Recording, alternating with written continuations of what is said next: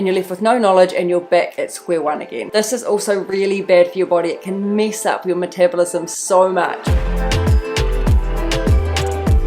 Hey guys, welcome back to my channel. Alright, today we're going to talk about 6 reasons why you can't lose weight, or why you may have hit a weight loss plateau and how to boost past that and finally get rid of that stubborn fat. Now, you are not genetically cursed. This is not why you can't lose weight. And it's not your slow metabolism that's causing you to hold on to the weight and slowing down your progress on your weight loss journey. However, at the end of this video, I'm going to give you one bonus tip that can help you boost your metabolism in the long run. I understand a weight loss journey is a deeply personal thing, and it's nobody's business other than your own to get involved in it. Our bodies are extremely complex. There are definitely medical reasons as to why you may be holding on to that fat and struggling to lose weight. So if you've had medical advice, please take that over anything I'm going to tell you. However, for the vast majority of you listening, it's highly likely that it's just going to take a couple minor adjustments here and there to shift that needle and boost you on your weight loss journey. Often it really is just a few things that you don't actually realize you're doing, but once you make those changes, you notice a big difference. Okay, first one, and it may seem quite obvious, but that is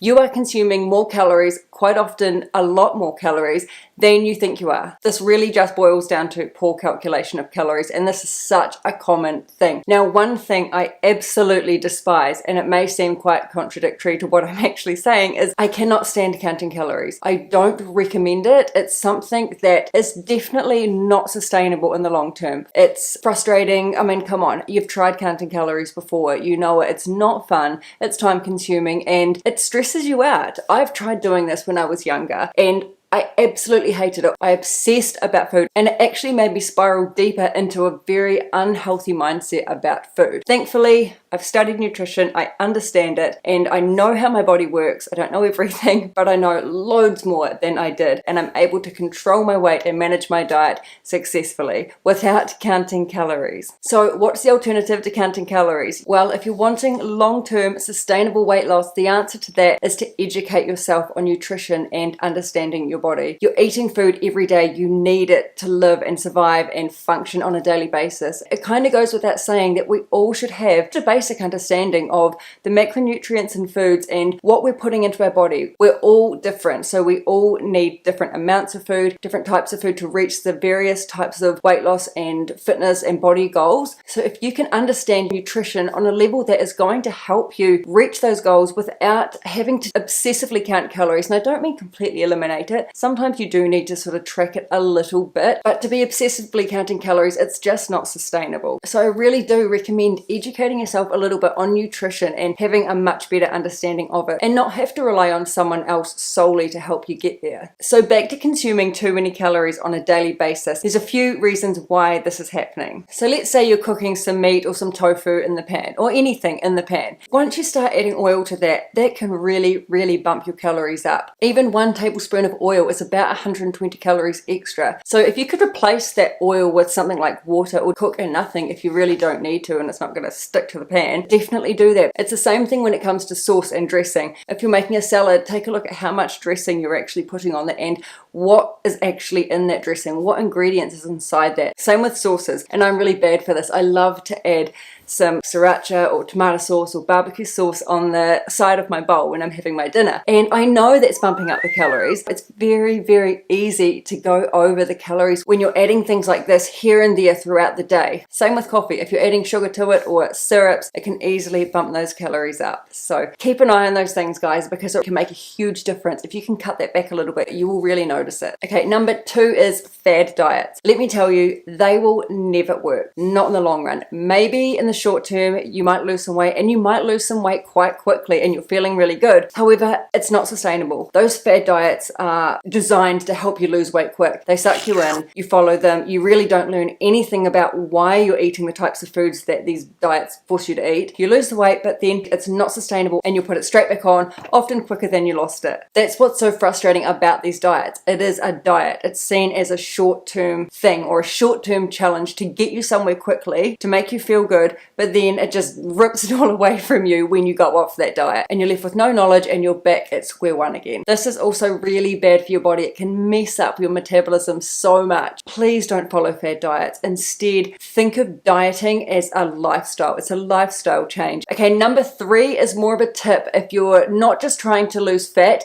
but you're wanting to build a bit of muscle as well. Oftentimes you'll be working out in the gym, trying to build some muscle, trying to tone up and lose some fat, but the types of foods you're eating are not the right types of foods. Therefore, you're actually losing muscle. So you're losing weight overall, but that weight is not just fat, it's muscle. So you're not actually seeing the results. You're not seeing the muscle change and the definition and your body toning up the way you're wanting to. This is such a common thing, and it always does come down to eating the wrong foods. It's just about having the lack of knowledge in regards to the foods you're eating. If you are trying to build muscle or at least preserve your muscle, you want to make sure that you do have enough protein in your diet. You do need to have carbs. Carbs is your body's main energy source. Please don't cut them out. You do need them. What you should be cutting back is the amount of calories you're consuming. Keep the carbs in your diet. Also, you want to make sure that you are getting enough healthy fat in your diet to help with brain function and prevent cardiovascular disease. Protein is responsible for growth, recovery, and repair. So if you're not getting enough of that in your diet when you're working out, then you will struggle to build muscle and you'll likely start losing muscle, especially when you're cutting your calories back and trying to lose fat at the same time. Now, number 4 is more of a mindset thing rather than what you can actually go and change as far as food goes. And that is how much you're obsessing over it, how much focus you're putting on food, more so than negative focus you're giving food. For example, it's that time of day, it's mid-afternoon, you're at work, you really want to go and get that bag of chips or go over and get a coffee with the syrup, but you're constantly telling yourself that you can't do it, you're not allowed to do it, you can't have those foods. The more you're telling yourself those things and banning yourself from those things, the more likely you are to give in and have it in the end anyway. Whether it's there or whether it's later at night when you get home,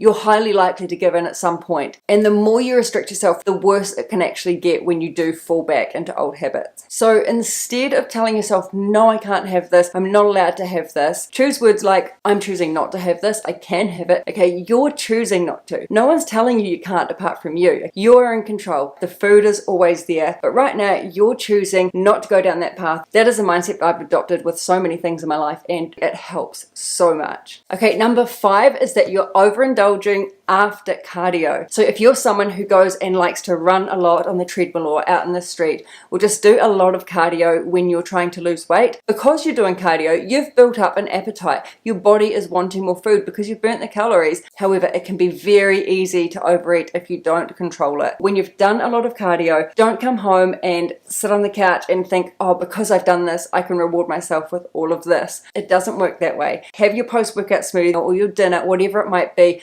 but don't overindulge after that. Don't just treat yourself because you feel you've done good by doing that 20-minute run or that hour-long run. Okay, I'm not saying don't treat yourself at all. Just don't overindulge when you've done cardio. It's so easy to do it. When you're trying to lose weight, you've got to have that discipline and keep it in control, keep it in check. All right, number 6 is that you are not eating enough food. Most of us know that to lose weight, you need to be in a calorie deficit. However, that can be counterproductive if you are not eating enough food. When you're not eating enough calories, your body senses this and it lowers the rate in which you burn calories. Basically, what's happening here is your body is going into survival mode. It's not getting enough calories inside, so it's holding on to it and it's not burning it at the rate that it should be in order to lose the weight. So yes, to lose weight, you do need to be consuming less calories. You don't necessarily need to eat less food to be in a calorie deficit. You could also do more exercise, which will burn more calories.